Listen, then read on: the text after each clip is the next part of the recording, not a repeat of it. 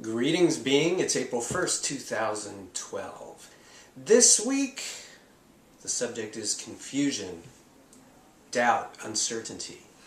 And there are just a few concepts that really come to the fore when thinking about this particular subject. So you're in a situation, you're confused, you're unsure, you're uncertain. Should I do this or should I do that? Should I go here or should I go there? Should I whatever. So of course, first up is the old idea of choices abound. That's what we're talking about, right? There are different options, different opportunities, different scenarios that are, let's say, on the table for review. So we're already dealing with the notion of consciously needing and wanting to make a choice. So the first question, we know that intentions matter because they help us with the choices that we make, minute by minute, hour by hour, day by day. So the very first question that I like to ask, once I realize that I'm really in a situation where choice is what I need to be focusing on, is to consider what then are the various intentions under which any of these choices might fit. Now, if we don't have any or many, we will stay in this state of confusion because there's no real way to determine what the best choice is for us, absent an intention or most likely a set of intentions. So that's number one. It's like, where am I going? What am I doing? But what intentions am I serving by any of these various choices? So having the intentions at the ready or creating them as a result of the confusion or uncertainty that you're in certainly makes a whole lot of sense. To me, anyway. And again, when it comes to intentions, they can be small, they can be big, and usually they're going to come in sets. We don't only and ever have one intention for anything. So that's number one, space number one to go to, really and truly, when feeling confused, I think, is intentions. So in other words, if I make this choice, what intention might that serve? If I make this choice, what intention might that serve? And on and on. Now, once we have the intentions at the ready, I think you know this, the next thing to do when it comes to weighing different options is the old listening to inspiration, right? Because on that level, spiritual being, having a human experience, that part of us that is being, not just human, but the being part of us, the soul, the higher self, God, creator, energy, whatever we want to call it, that part of us that knows the truth can sit there and, especially helpful in the context, again, of the intentions, weigh, if you will, the various options against one another just by how they feel. So being able to sit there, let's say there are 5 distinct options on the table. Maybe there'll be more, maybe even less. It doesn't matter.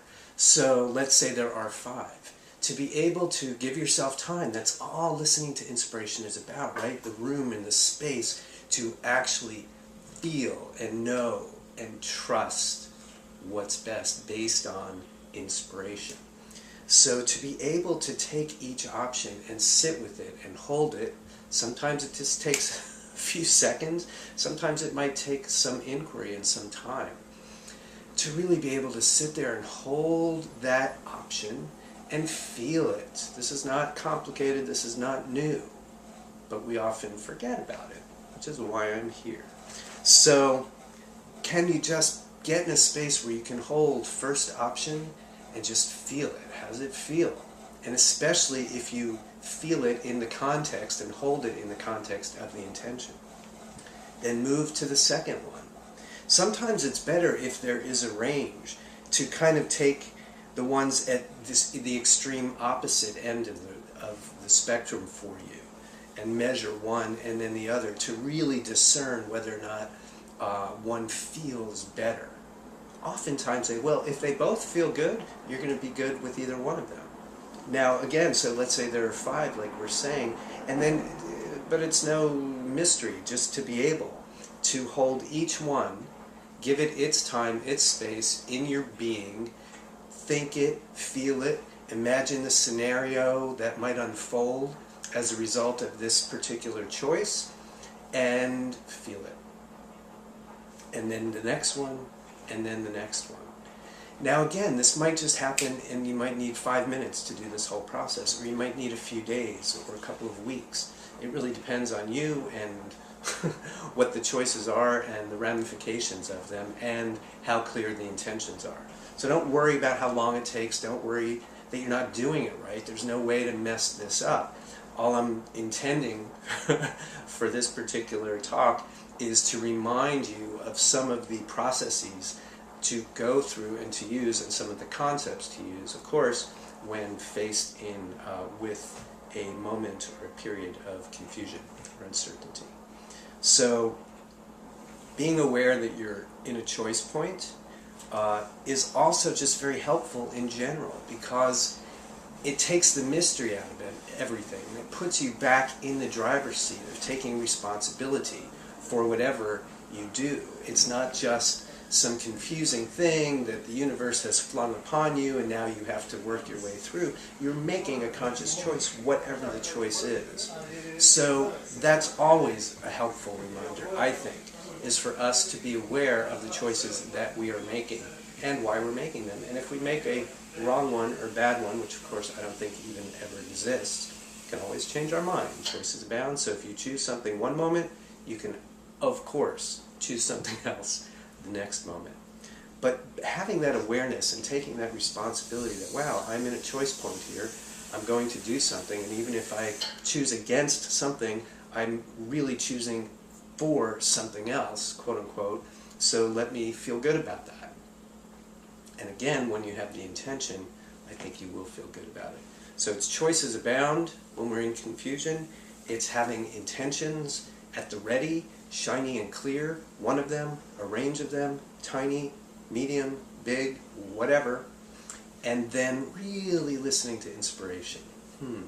Because one of them is going to feel better, most likely, or like I said earlier, if several of them feel the same, then they're all good for you. Make sense? So those are my spiritual workout words of wisdom when it comes to being confused or being in a state of uncertainty. And if you have any questions about that, or if I've left something out, which is often the case, I'd be happy to hear from you. Meanwhile, continue to enjoy the happy spring season, and I'll talk to you soon.